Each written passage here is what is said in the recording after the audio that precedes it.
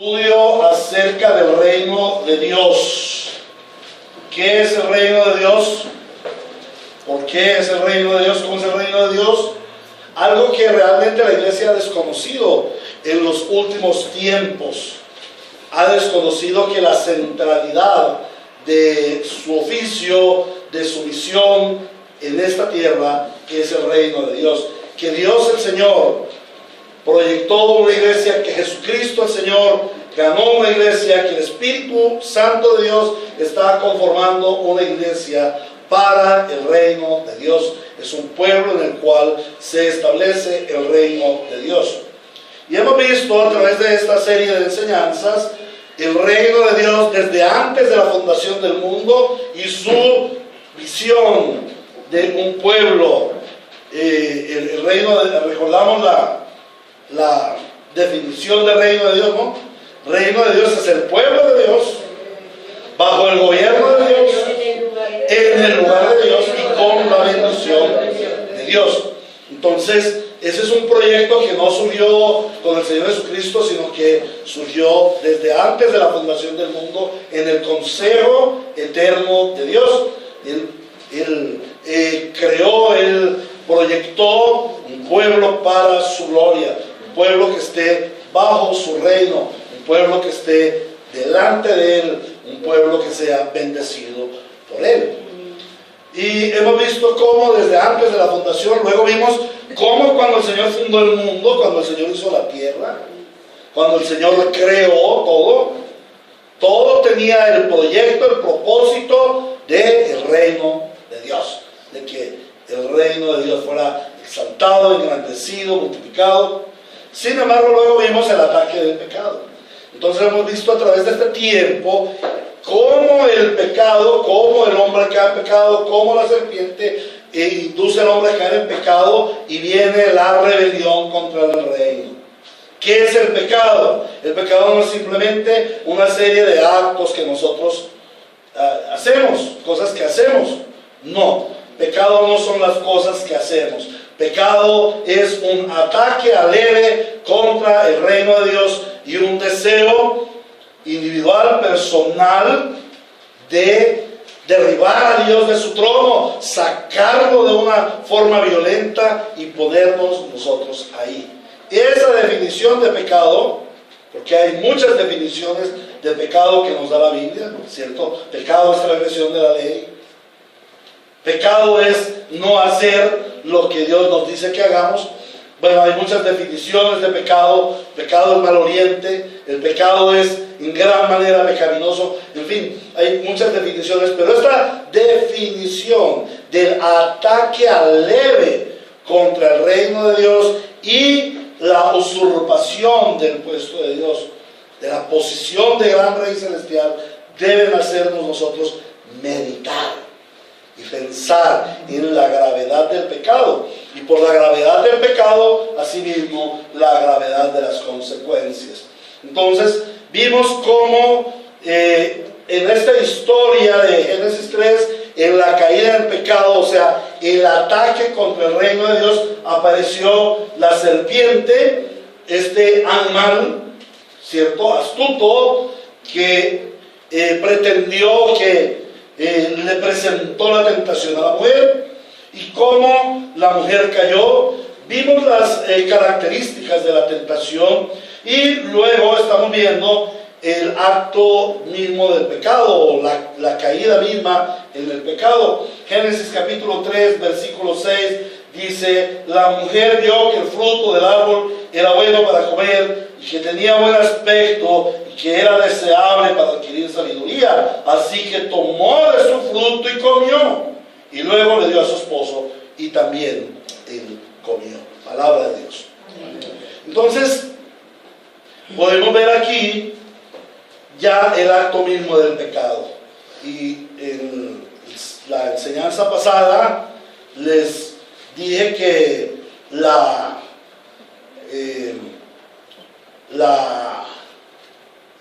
tentación en sí misma no es pecado. Pecado es el acto, o sea, ya pecado es caer en el acto. Entonces, es cometer el pecado. Ahora, la tentación, ¿qué objetivo tiene? Hacernos caer en el pecado. Y dice Santiago 1:12, lo vimos la vez pasada: dichoso el que resiste la tentación, porque al salir aprobado recibirá la corona de vida que Dios ha prometido a quienes le aman. Luego empezamos a ver cómo la mujer tuvo razonamiento sobre el pecado, cómo la mujer razonó, y vimos tres aspectos: los deseos de la carne, la codicia de los ojos y la vanagloria de la vida. Estos tres aspectos fueron exactamente los mismos aspectos que usó nuestro adversario el diablo para tentar a nuestro Señor Jesucristo. Y estos mismos tres aspectos fueron los que usó nuestro adversario el diablo para atacar al pueblo de Israel. Siempre mostrarles los deseos de la carne, ¿cierto? Y veíamos la vez pasada cómo esos deseos de la carne en el pueblo de Israel, que ellos querían comer carne y que fueran saciados de carne, y entonces querían volver a Egipto. ¿Y qué era Egipto? El gobierno de las serpientes, ¿se acuerdan? Que hablábamos de eso. Bueno, también que los deseos de los ojos, la codicia de los ojos, el deseo de tener más. No me gusta lo que Dios me ha dado. Dios es un Dios tacaño. Yo quiero todo lo que tiene Dios. Yo tengo derechos. Es el pensamiento de cuando viene la codicia de los ojos. Yo quiero tener lo que Dios tiene. ¿Por qué Dios me niega a mí lo que Él tiene? A mí me da mucha tristeza a veces, hermanos, en la fe, cuando uno entra en las redes sociales, que discuten la palabra de Dios de una manera tan arrogante, tan altiva, y reclaman derechos. Por ejemplo, algunos dicen: es que la mujer tiene el derecho, es igual al hombre, y la mujer tiene que predicar en los púlpitos, hacer la predicación dominical. Y sabemos que por la palabra de Dios, Dios mismo ha dicho no. Esto es una prerrogativa que Dios le ha dado solamente al varón. ¿Por qué? Bueno, porque lo dice Dios.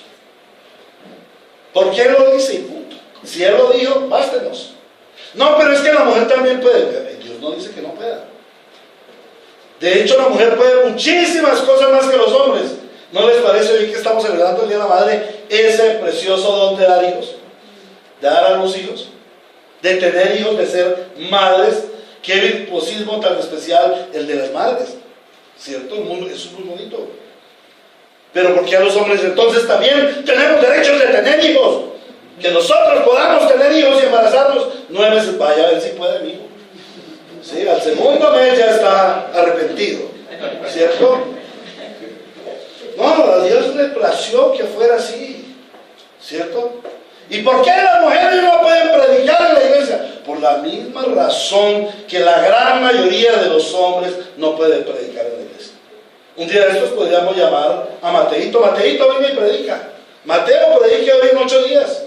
O a Juan, o a Juan Andrés, o a Juan Fernando. No, venga y predique hoy en 8 días. ¡Ay, qué bonito sería!, ¿cierto? Sí, sería muy bonito. Pero va en contra de la palabra de Dios. Porque la palabra de Dios dice que el que es predicador, que el que es pastor, que el que es anciano, debe tener unas cualidades específicas. ¿Sí? Y los niños no las cumplen. Entonces los niños son menos. No, los niños no son menos. Los niños se alegran a la iglesia. Las mujeres tienen muchos dones, muchas virtudes. Pero simplemente Dios dijo que así no era, y punto. Y siempre el hombre quiere decir: pero es que eso era el apóstol Pablo machista, que eso era para solamente la época, y le buscan salidas y tergiversaciones a la palabra de Dios. Y otros más violentos y más torpes, ciegos, dicen: es que Dios es un Dios misógino. O sea, un Dios que está en contra de las mujeres, un Dios que quiere humillar a las mujeres. No, hermanos. No hay verso más precioso para las mujeres que hay en Timoteo, donde el Señor dice que la mujer no predique, que la mujer no enseñe en la iglesia, que la mujer guarde silencio. ¿Por qué? Hombre, porque Adán fue creado primero y no Eva. O sea, Dios puso un orden de gobierno. ¿Recuerdan? Que cuando el hombre cayó en pecado, lo primero que hizo la serpiente fue violar el orden, la armonía establecida por Dios. ¿Qué sucede cuando mujeres pastorean iglesias? Es cierto, hay mujeres que pastorean iglesias. La pregunta es hasta qué punto esa es una iglesia del Señor. Cuando hay desobediencia, cuando desde ese mismo principio hay desobediencia, ¿qué sucede? Generalmente se vuelven iglesias feministas. Generalmente se vuelven iglesias rebeldes. Generalmente se vuelven iglesias desviadas. Ustedes conocen ese sistema religioso llamado los sabatistas, los adventistas del séptimo día. ¿Quién comenzó eso? Una mujer. Una mujer que según ella había recibido revelaciones de Dios. ¿Sí? ¿Cómo? Sí. Los cuadrangulares. ¿Quiénes son? Una mujer comienza ese sistema de los cuadrangulares. ¿Y quiénes son ellos? Cada vez están más desviados de las escrituras. No estoy diciendo que hombres no hagan lo mismo, claro, hombres torpes hacen lo mismo, pero generalmente las mujeres que dirigen, que gobiernan iglesias, terminan desviando terriblemente a la iglesia. ¿Sí? No sabemos de una mujer que realmente haya conducido al rebaño del Señor a su buen puerto. No se conoce de la primera predicadora, pastora, que haya luchado por la fe y por la verdad bíblica. Entonces es tremendo, ¿no? Y vimos también que eso es parte de la vanagloria de la vida. La mujer vio que el fruto del árbol era deseable para adquirir sabiduría. O sea, es el deseo de ser iguales a Dios, el deseo de mandar como Dios manda, de no tener autoridad, de vivir sin autoridad. Y qué lindo es vivir bajo autoridad. El Señor, cuando dice que la mujer no predique, no le está diciendo porque no sea capaz, porque no pueda. No. Lo está diciendo para protegerla. Porque Dios la hizo como ayuda idónea para ser amada, para ser protegida. Vayan a ver ustedes los conflictos que tienen esas mujeres que se llaman o que se dicen ser pastoras. Tienen una serie de conflictos terribles, viven vidas difíciles, se les presentan muchos problemas en las iglesias. ¿Por qué? Porque todas las mujeres de su iglesia quieren ser pastoras en su casa. Y esto va contra la naturaleza que Dios dio. Entonces, es esa parte de querer tomar el lugar de Dios. ¿Qué podríamos concluir de la enseñanza pasada? ¿En qué consiste el ataque al reino de Dios? ¿En qué consiste ese ataque al reino de Dios? Consiste en actuar como la serpiente tienta al hombre. Es hacer lo que la serpiente dice, es confiar en la serpiente y no confiar en Dios. Es confiar en las palabras sutiles y artificiosas del engañador y no confiar en la palabra veraz de Dios. No sé si ustedes han visto por el Facebook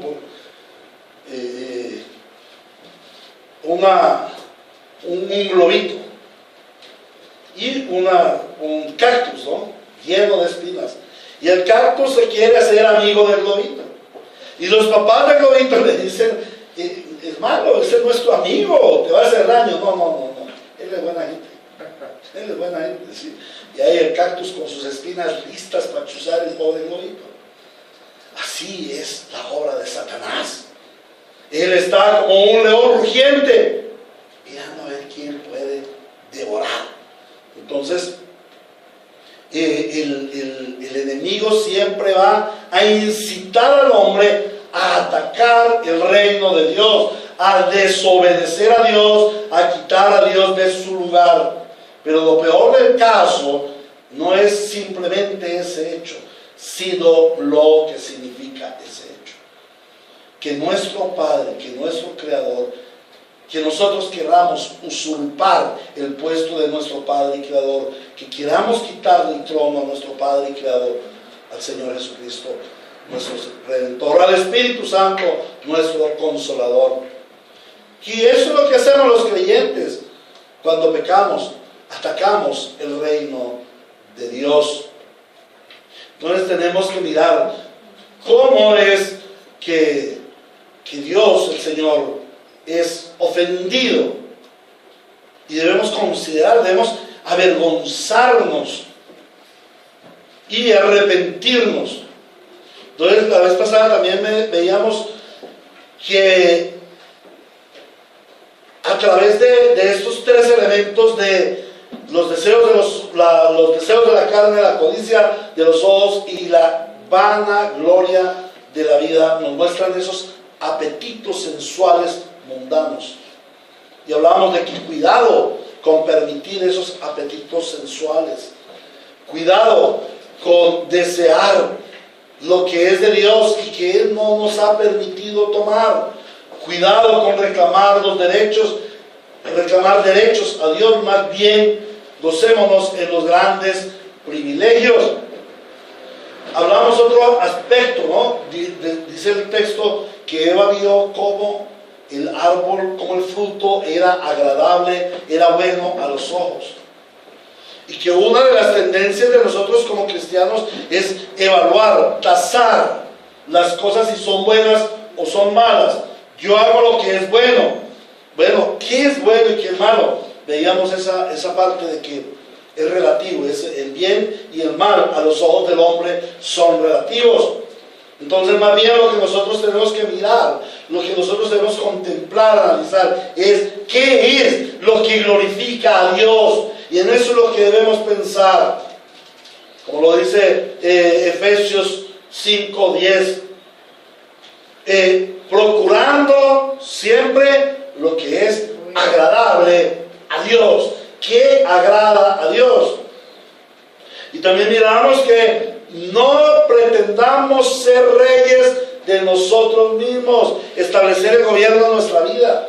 Es lo peor que podemos hacer, querer vivir sin autoridad. Esto es aliarse en contra de Dios. Ahora vamos a mirar el otro aspecto que no vimos del texto, y es el acto del pecado, ¿cierto? Dice que así que ella tomó de su fruto y comió. A pesar de que la mujer tuvo tiempo para razonar, para pensar que era bueno y que era malo, la gran mayoría dice, no, es que ella era inocente. No, ella sí sabía que era bueno y que era malo. Ella fue fe, se llenó su corazón de querer ocupar el lugar de Dios. A pesar de que ella tuvo tiempo para razonar, su acto fue equivocado. Y concluyó en sus razonamientos humanos que lo mejor era obedecer al tentador. Y les quiero invitar a Romanos. Vayamos a Romanos, en el capítulo 1. Romanos capítulo 1. No, de los versículos 18 en adelante, dice: ciertamente la ira de Dios viene revelándose desde el cielo contra toda impiedad e injusticia de los seres humanos que con su maldad obstruyen la verdad. ¿Qué fue lo que hizo Eva? Obstruir la verdad. ¿Cuál era la verdad? La verdad la dijo Dios: no coman de ese árbol, porque si ustedes comen de ese árbol, ciertamente van a morir. Entonces la serpiente les dijo: no van a morir. Y ella dijo: es cierto, no vamos a morir. Se le van a abrir los ojos, se nos van a abrir los ojos. Conoceremos el bien y el mal. Conoceremos el bien y el mal. Entonces dice allí el texto, adelante, me explico, lo que se puede conocer acerca de Dios es evidente para ellos, pues Él mismo se lo ha revelado, porque desde la creación del mundo las cualidades invisibles de Dios, es decir, su eterno poder y su naturaleza divina, se perciben claramente a través de lo que Él creó, de modo que nadie tiene excusa. A pesar de haber conocido a Dios, no lo glorificaron como a Dios, ni le dieron gracias. Conocieron a Dios, pero no obedecieron a Dios. Adán y Eva conocieron a Dios, pero no obedecieron a Dios. Ni le dieron gracias, sino que ¿qué? Se extraviaron en sus inútiles razonamientos. Se pusieron a razonar y a mirar qué es bueno y qué es malo, qué es favorable y qué no es favorable, y a sopesar conforme a su criterio y conforme al criterio de la serpiente. ¿Qué sucedió? Actuaron de una manera contraria. Dice, se extraviaron en sus inútiles razonamientos. ¿Y qué pasó? Se les oscureció su insensato corazón. ¿Qué le pasó a Eva allí? Su corazón fue entenebrecido. Las tinieblas gobernaron su corazón. A ella le parecía que eso iba a ser bueno, pero lo que a ella le parecía contradecía totalmente a Dios. Estaba en contra de Dios. Y hay tantas cosas en nuestra vida que nos parecen son tan buenas, pero contradicen a Dios. Contradicen lo que el Señor ha establecido en su santa palabra. Pero son buenas, hermano. A ti te parecen buenas, pero en realidad es tu razonamiento inútil, y cuando tú tienes un razonamiento inútil que lo pretendes poner por encima de la palabra de Dios, eso va a entenebrecer tu corazón. Hay muchas personas que preguntan, ¿y por qué Dios no los detuvo? ¿Por qué Dios fue tan malo y no detuvo a Eva cuando iba a comer del árbol? ¿Por qué creen ustedes? ¿Cómo? Bueno, eso de parte de Dios. ¿Y de parte de Eva qué? Responsabilidad. Si Dios hubiera extendido su mano, le hubiera dicho, no, Eva, no lo hagas, para ahí. ¿Qué había hecho Eva? Lo hubiera hecho. Lo hubiera hecho de igual manera. ¿Por qué? Era el plan de Dios. Era el plan de Dios. Ya lo había decidido su entenebrecido corazón. Su corazón ya había sido llenado de tinieblas. Y hay mucha gente que dice, ¿y por qué Dios va a mandar al infierno a esas pobrecitas almas si ellas nunca conocieron el Evangelio? Falso. Sí conocieron el Evangelio, simplemente que su corazón estaba tan entenebrecido que no lo aceptaron. Y yo le doy gracias al Señor. Y ojalá se la pudiera dar todos los días y en todo momento, porque a Él le plació desentenebrecer mi corazón para ver su gracia. Amén. Y si tú estás aquí es por eso, porque Él desentenebreció tu corazón. Pero si a ti te dejan un solo minuto tomar decisiones, tu corazón está entenebrecido. ¿En qué está entenebrecido? En tu inútil razonamiento. Te voy a poner un ejemplo sencillo. Tu situación familiar, supongamos que es, la mujer es creyente, el marido es incrédulo, ¿no? Y están en una situación de gran fricción. La mujer teme que ya pronto se van a separar, que él no acepta las cosas del Señor, pero vienes tú y le dices, o viene la mujer y le dice al hombre, mira, estamos mal, hay que cambiar, comer. No, yo no me voy a convertir a esa religión. El problema de nuestro mal no es que yo no sea su religión. El problema de nuestro mal es que usted ha cambiado mucho. Usted se ha vuelto muy obsesiva, le están lavando el cerebro allá. Usted ya no me pone atención. Usted ya no me quiere, nosotros ya no salimos. ¿Usted quiere que arreglemos esto? Sí, me gustaría. Bueno, vamos a hacer una cosa. El sábado por la mañana nos vamos para una finquita, o para San Andrés, o para Miami. ¿Sí? Nos vamos. Vamos y disfrutamos por allá. Vamos y disfrutamos, la pasamos bueno y verá cómo se arreglan las cosas. ¿Cuál es el razonamiento del ser humano? ¿Cuál es el razonamiento de la mujer? ¿Qué dice? Hay mujeres, hoy en día es de su día de sus mamás, de sus ser esposas.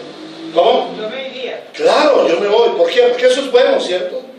Eso es bueno. Voy a arreglar mi matrimonio. Las cosas se van a mejorar. Mi marido tiene razón. La Biblia dice que debo sujetarme a mi marido en todo. Ese es el razonamiento ¿qué? Humano. ¿Por qué está malo ahí? No, yo no estoy diciendo que sea malo. ¿He dicho que sea malo? No. ¿Alguien le ha dicho esto es malo? No. Ese es el razonamiento humano. ¿Qué dice la Biblia del razonamiento humano? ¿Qué es qué? Inútil. ¿Y qué está qué? Entenebrecido. ¿Qué es entenebrecido? Lleno de tinieblas. ¿Quién es el rey de las tinieblas? El diablo. Bueno, yo no sé, eso es lo que dice la Biblia, yo no lo estoy diciendo. Aquí lo dice Romanos 1. Conociendo a Dios, le desconocen y ponen su inútil razonamiento y su entenebrecido corazón. Bueno, yo creo que Dios iba a arreglar mi matrimonio. Vamos a dejar la iglesia el domingo. Vamos a dejar de rendir culto al Señor. Y yo sé que en este fin de semana las cosas se van a arreglar. ¿Crees tú que las cosas se van a arreglar porque te fuiste un día o un fin de semana con tu esposo? El problema es que tú le dedicas el tiempo a Dios y no a Él. ¿Sí? ¿Ese es el problema? El problema es que no hay sometimiento a Dios. Ahí es donde está el problema. Y si la mujer le coarta esto a su marido, se está convirtiendo en una idólatra, está idolatrando a su marido. Porque el que no deja padre, madre, hijo, hermano, esposo, esposa, por seguir al Señor, no es apto para el reino de Dios.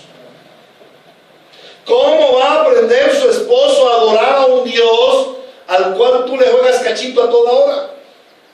Al cual tú traicionas en todo momento, al cual vendes por un plato de lentejas. A veces nosotros queremos hablar al cónyuge de Dios, o la gente habla al cónyuge de Dios, pero no le habla a Dios del cónyuge y ni le obedece a Dios en favor del cónyuge, ¿cierto? Sigamos allí en Romanos. Dice, aunque afirmaban ser sabios, ¡qué sabiduría! ¡Qué sabiduría tan tremenda! La de Eva. No, este fruto me va a volver muy sabia. Tan sabia como Dios. Dios no puede arreglar mi matrimonio. Un fincito de semana en San Andrés con mi marido, sí. Mentiras. Tu esposo va a seguir siendo un adúltero, va a seguir siendo un borracho, va a seguir siendo un fornicario, aunque te vayas a San Andrés con él. La única forma es que Cristo venga a reinar en su vida. Dice, aunque afirmaban ser sabios, se volvieron necios y cambiaron la gloria del Dios inmortal por imágenes que eran réplicas de hombre mortal, de las aves, de los cuadrúpedos y de los reptiles. Por eso Dios los entregó a los malos deseos de sus corazones. Ahí Dios ya estaba entenebrecido el corazón y Dios los dejó. La mujer se alió con el tentador antes de tomar el fruto.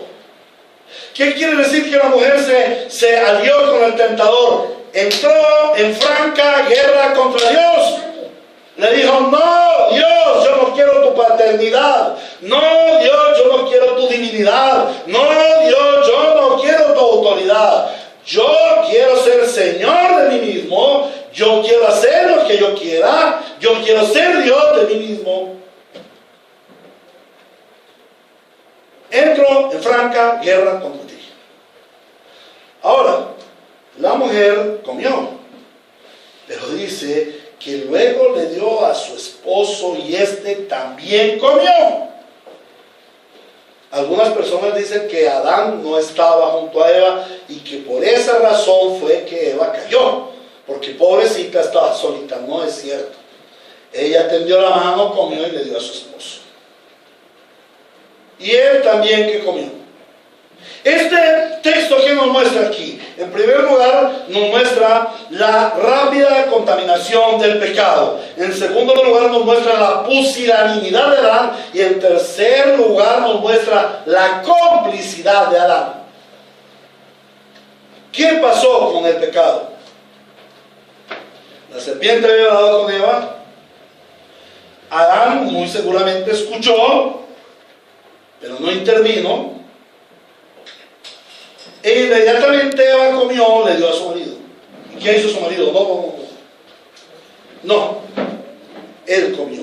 ¿Qué nos muestra esto?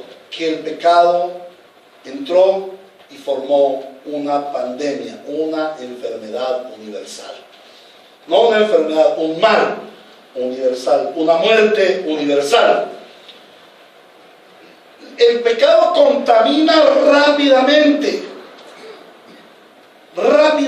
contamina al creyente. Vamos a hacer un ejercicio y les pido perdón. Yo le pido a un hermano que sea gordito. Bueno, vamos a buscar a Tavo. Tavo, ven para acá, párate aquí arriba. Hola. No, parado, ahí arriba. Sí, ahí encima del centro. Te resiste, hermano. Vengo aquí. Ahora vamos a llamar a Juan Fernando. Tabito es creyente, es el santo creyente. El varón, la esposa de la casa, por decir algo, que es creyente, va a la iglesia, es nacida de nuevo y todo. Y Juanfer es el esposo, incrédulo, ¿sí? El creyente está arriba, está en posición especial. El incrédulo está abajo. El creyente dice: yo voy a tenderle la mano al incrédulo y yo desde aquí arriba lo jalo. Mire, yo me voy con mi esposo a San Andrés y allá lo convierto. Vamos a ver si es cierto. Haz todos los esfuerzos para bajarlo de él y tú haces esfuerzos para subirlo. Pero fuerza, hermano. Que es sopita, Juan Fernando. Pero fuerza, hermano. No, hermano, fuerza. ¿Qué sucedió? Puede ser el creyente más fuerte. Siempre va a ser tumbado de su alta posición en Cristo cuando pretende que por medio de él va a ganar un incrédulo. O sea, los muchachos dicen: ay, no, es que yo me hago novio yo me hago novio de esa muchacha y yo la traigo al evangelio. Y lo mismo dicen la muchacha: ay, no, yo me lo cuadro y yo lo consigo para el Señor, ¿no? Eso va a ser fiel. Y así dice el esposo de la esposa, la esposa del esposo: no, como un fincito de semana y todo. No, es que el asunto no es del hombre. Mire, el pecado es una pandemia y el pecado siempre va a arrastrar a otros, va a arrastrar a muchos. Hermanos, ¿cuántas veces nuestro pecado, algunos que han sido líderes en iglesias, acuérdense de David? Cuando David cayó en pecado, ¿qué sucedió? Arrastró a todo el pueblo de Israel en desgracia. Dios quería desatar su ira sobre todo el pueblo de Israel. los pastores que caen en descrédito, en desgracia. ¿Qué ha sucedido? Las iglesias se merman. Se tiene mal testimonio público. ¿Por qué? Porque el pecado contamina terriblemente. Este aspecto de que le dio Eva a su esposo y él también comió, nos muestra que el pecado contamina terriblemente y es una bola de nieve que envuelve y se lleva a uno y a otro y a otro por los cachos. Pero también allí, luego le dio a su esposo y también él comió, nos habla de la pusilanimidad de Adán. Adán no movió un solo dedito para que Eva no cayera en el pecado. No le retuvo la mano, no era Dios quien debería haberle retenido la mano, era Adán quien le había dicho, no, el Señor dijo, si comemos de ese árbol, moriremos. Pero él no, él dijo, bueno, ya que Eva lo hace, hagámoslo también. ¿Sí? ¿Quién tenía la autoridad delegada? La autoridad espiritual, Adán, pero Adán fue pusilánime. ¿Quién tiene la autoridad espiritual, el creyente o el impío?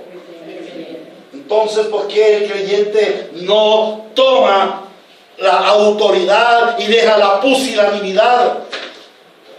Hoy en día en muchas iglesias se hacen sainetes, se hacen orquestas, números muy especiales que agraden a la gente. ¿Por qué? Porque los pastores creen que lo que hay que hacer para que la gente venga al evangelio es agradar al pueblo. Dios dice no. Lo que hay que hacer para que la gente venga al evangelio es descubrirle su maldad y su pecado y su gran necesidad de venir a Cristo. En cierta ocasión entró un hippie, había una conferencia de John MacArthur, eso nos lo contó esta semana el doctor Don Kidler, y él estaba allá. Había una conferencia de John MacArthur, y como preámbulo presentaron una orquesta de rock. En medio de todo el asunto entró al salón donde se estaba dictando la conferencia un hippie, con pelo largo, barbas largas, olor largo, todas esas cosas así, todo hippie, todo sollado. Y entró. Y bueno, escuchó la banda de rock que estaba allá en el escenario como preámbulo a John MacArthur. Terminó la banda de rock y presentaron a John MacArthur, al doctor John MacArthur. Cuando de pronto este hippie dio la vuelta y salió. Entonces dice Don Kidler que él mismo fue a atajarle y decir, bueno, pero ¿por qué te vas si esto no ha empezado? Dijo, no necesito ver más. Lo que yo he visto aquí me lo ofrece el mundo, ¿para qué venir aquí? Es exactamente lo mismo que tiene el mundo. ¿Para qué me quiero quedar? Tremendo. ¿Saben una cosa? La gente está esperando de nosotros, no que seamos como el mundo, sino diferentes al mundo. La gente quiere ver en nosotros modelos. El hecho de que yo sea cristiano y tenga que tatuarme para ganar a los que están tatuados es falso, es una mentira del diablo. El pecado es una pandemia. Mira, fue más fácil que este chiquitín bajar este grandulón de su posición privilegiada. ¿Por qué? Porque cuando nos hacemos como el mundo, nos convertimos en enemigos de Dios. El que tiene amistad con el mundo se convierte en enemigo de Dios. Y perdónenme si yo soy tan incisivo, tan insistente con el asunto del pecado, con el asunto del arrepentimiento. Es lo que tengo que hacer. Es lo que Dios me ha mandado a hacer. Y yo no puedo ser pusilánime. Y tú no puedes ser pusilánime con el evangelio. Y no puedes ser pusilánime con tu autoridad espiritual en el hogar. Y tú no puedes ser pusilánime con la autoridad espiritual en tu trabajo. Y tú no puedes ser pusilánime con el culto de adoración. Y tú no puedes ser pusilánime con la devoción y la lectura de la palabra. Eso es lo que quiere el enemigo, que tú seas pusilánime, que tú te alíes con el mundo y caigas redondito igualito con el mundo y vivas como vive el mundo. Hoy en día las tasas de divorcio en la iglesia son tan o más altas que las del mundo. ¿Por qué? Porque se quieren semejar al mundo. Porque su entenebrecida mente y corazón los conduce a ser como el mundo y caen en el mismo pecado de Eva y de Adán. Adán debió haberle retenido la mano. Él todavía tenía la autoridad. El fruto podía haber caído al suelo y no habrían pecado, porque el Señor lo que dijo fue: no coman del fruto. Y Eva dijo: no comer y no tocar. Cuando se tergiversa la palabra de Dios, mire, viene el diablo y hace cuanto quiera, porque se le han abierto puertas. Si la palabra de Dios dice no, no le busques sí por ningún lado. Y si la palabra de Dios dice sí, no le busques no por ningún lado. No le busques las 5 patas al gato. Él no tiene sino 4. Y si Dios dice, Dios dijo. Y bástenos. Dios dice: no adulterarás, no adulteres. No robarás, no robes. Guarda santo el día del Señor, guarda santo el día del Señor. Pero es bueno dar su descanso. No, es que el descanso está en la iglesia. No está de ir a acostarse como un camarón a la playa. No, ahí no está el descanso. Y yo no estoy despotricando o acusando a hermanos que van de vacaciones. No. Hay hermanos que se van de vacaciones. Más aún, si yo voy de vacaciones, busco una iglesia local donde congregarme. Y el día del Señor darle la gloria al Señor. Y en semana estar haciendo el devocional y cambiar de actividades, como en vez de estar manejando un carro, estar montando en una bicicleta o en una moto marina, dando un paseo por la playa, no sé. Eso no está mal, yo no estoy diciendo que eso esté mal. Lo malo es el abandonar la piedad y el contentamiento en el Señor. ¿Correcto? No estoy acusando a nadie, estoy previniendo al pueblo de Dios. No seas pusilánime con lo que Dios ha ordenado. ¿Y en qué termina todo esto? En la complicidad de Adán. Adán se convierte en cómplice, pero esa complicidad no es complicidad, sino que se convierte en autoría del pecado. ¿Por qué? ¿En qué consistió el pecado de Adán? En no haber apañado la mano de Eva, porque él tenía la autoridad. No vendas tu autoridad como creyente. Asume autoridad contra los tentadores y no te hagas cómplice de los pecadores. ¿A quién cobró Dios el pecado del Edén? A Adán, porque tenía la autoridad. ¿A quién va a cobrar Dios el pecado de las esposas que convierten a sus maridos creyentes en pusilánimes? A los maridos creyentes. De los hijos que convierten a los padres en pusilánimes, a los padres.